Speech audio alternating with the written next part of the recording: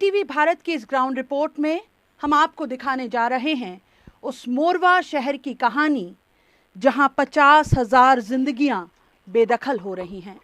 इस तरह से 22,000 घर तोड़े जा रहे हैं और इसके बदले देश को मिलेगा 80 करोड़ टन कोयला। 55 बरस पहले जिस जगह को बियाबान से शहर बनते देखा, आंखों के आगे दरकती उसकी एक एक दीवार जैसे छाती पर गिरती है। जिसने ईंट ईंट बसना देखा हो, उन्हीं आंखों के सामने वही शहर ढह रहा है। गुलाब चंद चश्मदीद हैं उस मोरवा के, जिसकी गिनती एशिया के सबसे बड़े विस्थापन वाले शहरों में हो रही है। खाली आपके सामने रोड भर लोग नहीं पा रहे हैं, लेकिन ऐसा जगह लोगों को कहीं नहीं मिलेगा। इतना प्रेम भाव भी कहीं नहीं मिलेगा। मैं इसके पूर्व सचिव भी थे इस मंदिर के, अब तो खैर चला गया है वो कलेक्टर के अधीन में।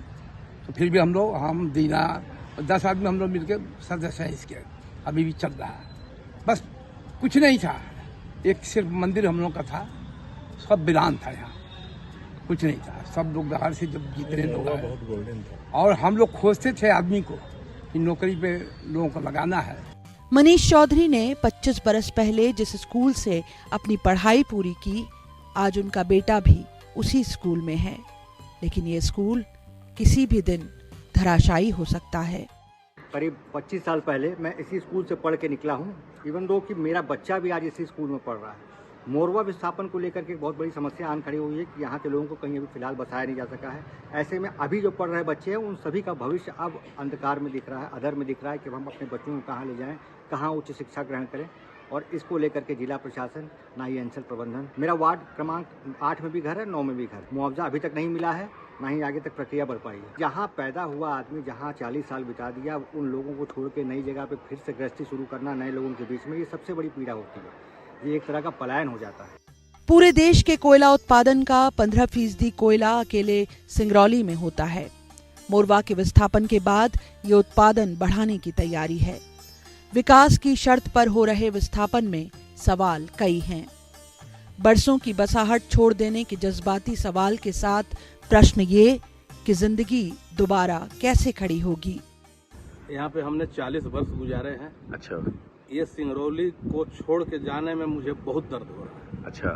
यहाँ पे इतनी एक दूसरे से लगाव है कि मैं क्या बताऊँ। मैं कहने में भी मुझे बहुत अंदर से रोना आ रहा है। मैं भावुक हो जा रहा हूँ। मैं जितना साल यहाँ गुजार लिया, उतना तो मैं अपने गांव घर परिवार में नहीं गुजारा। मैं 40 साल मैं यहाँ गुजारा हूँ। उम्र के इस पड़ाव पे हैं कि ये बच्चे भी पढ़ रहे हैं, उनकी शादी ब्याह भी करना है और कहीं जाकर नया व्यापार भी जमाना है। तो अगले 15 साल तक जो है हमें बड़ा टाइट होकर रहना होगा, क्योंकि बहुत सारी जिम्मेवारियाँ हैं। साथ ही में पिताजी भी हमारे बीमार है, तो उनको भी देखना है। ये कह लीजिए कि अब आपके ये क्वेश्चन पूछने पे कहीं आँख से आंसू ना आ जाए, इतना दर्द है। अब यहाँ से निकलने में कहाँ व्यापार जमेगा। अभी यहाँ दुकान चल रही है, हमारा एक होटल भी है, वो भी हम अभी सब अच्छा व्यापार चल रहा है। आगे अब कहाँ जाने के बाद में व्यापार होगा नहीं होगा, ये बहुत दिक्कत हो रहा है। कि विस्थापन नहीं हो रहा है, विलोपन हो रहा है शहर का। और इस दिशा में इस बार हमारे मुख्यमंत्री जी आए थे, उन्होंने भी ये बात उठाई थी। उसके बावजूद NCL इस दिशा में कोई भी कदम उठाता हुआ नहीं दिख रहा है। ये बड़ा दुखद है। दूसरी बात ये कि बार बार हम लोग ये बात कर रहे थे कि जितना क्षेत्र आप लोगों ने अधिग्रहित किया है, वो समस्त क्षेत्रों का विस्थापन आप एक साथ कीजिए और विस्थापन विलोपन मत कीजिए।